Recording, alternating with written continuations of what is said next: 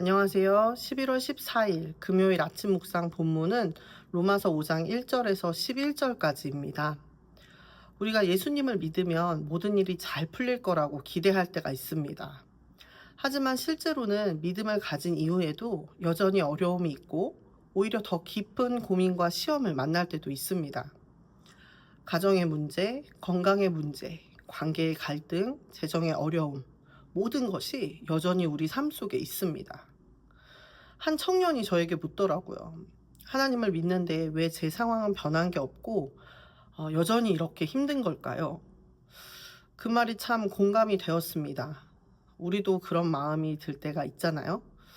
기도하고 말씀도 붙잡고 있는데 정작 현실은 여전히 버겁고 마음은 무너질 때가 있습니다. 그런데 오늘 말씀은 이렇게 말합니다. 믿음이 있다고 해서 고난이 없는 것은 아니야. 하지만 그 고난 속에서도 하나님은 너를 여전히 믿고 계신다. 로마서 5장은 바로 그 신앙의 여정을 보여줍니다. 하나님과 화평을 누리지만 여전히 환란이 찾아오고, 그러나 그 안에서 우리는 하나님의 사랑을 더 깊이 배우게 됩니다. 하나님께서는 의롭다고 불릴 자격이 없는 우리를 의롭다고 하십니다. 그것은 우리의 어떠함으로 이루어진 일이 아니라 하나님께서 그렇게 여겨주신 은혜죠. 하나님을 믿는다고 해서 우리가 완벽하게 바뀐 사람으로 변하는 것은 아닙니다. 다만 하나님께서 의롭다고 선언하신 것입니다. 1절을 보시면 믿음으로 의롭다 하심을 받은 사람에게 주어지는 첫 번째 복이 하나님과의 화평이라는 것을 알 수 있습니다.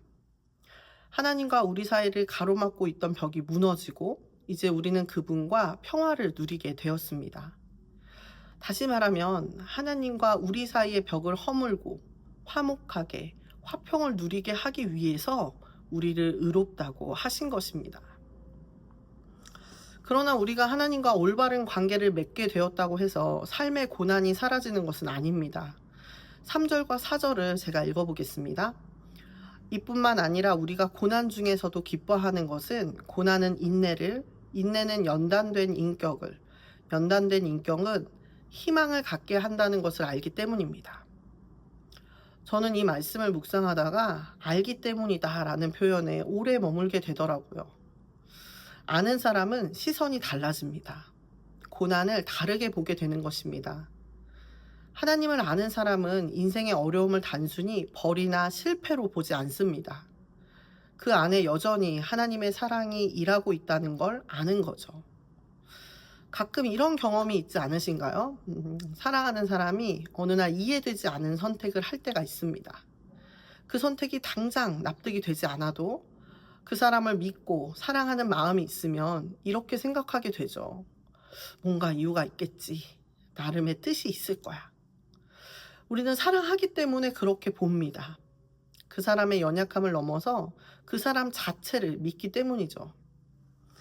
하나님을 아는 믿음도 그런 것 같아요.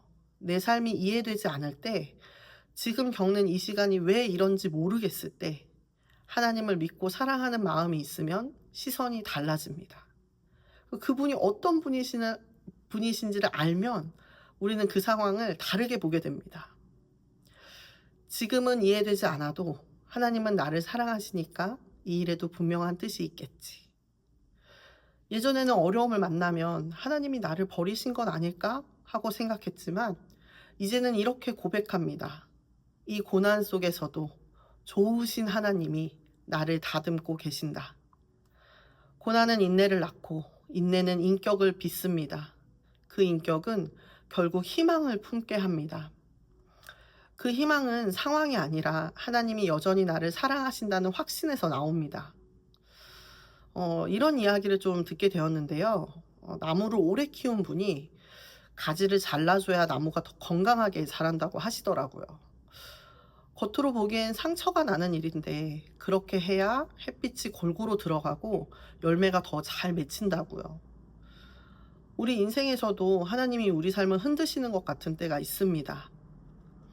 그게 꼭 버리거나 우리를 무너뜨리려는 게 아니라 다듬고 세우기 위한 손길일 때가 있습니다.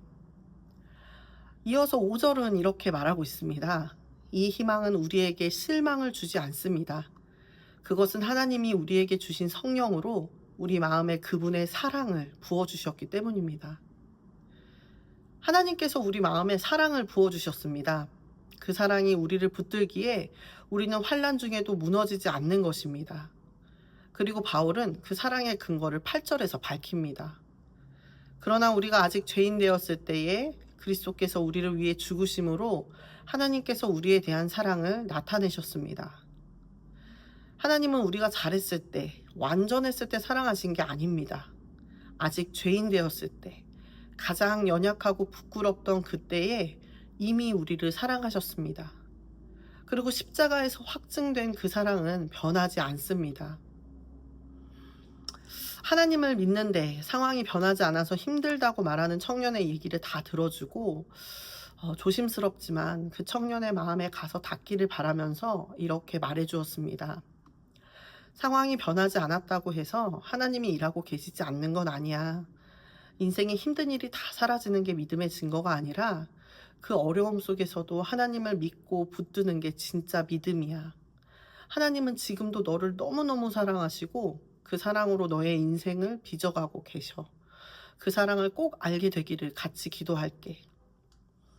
사랑하는 여러분, 우리의 삶에도 때로는 이해되지 않은 일들이 많지만 그 시간에도 하나님은 우리를 다듬고 계십니다.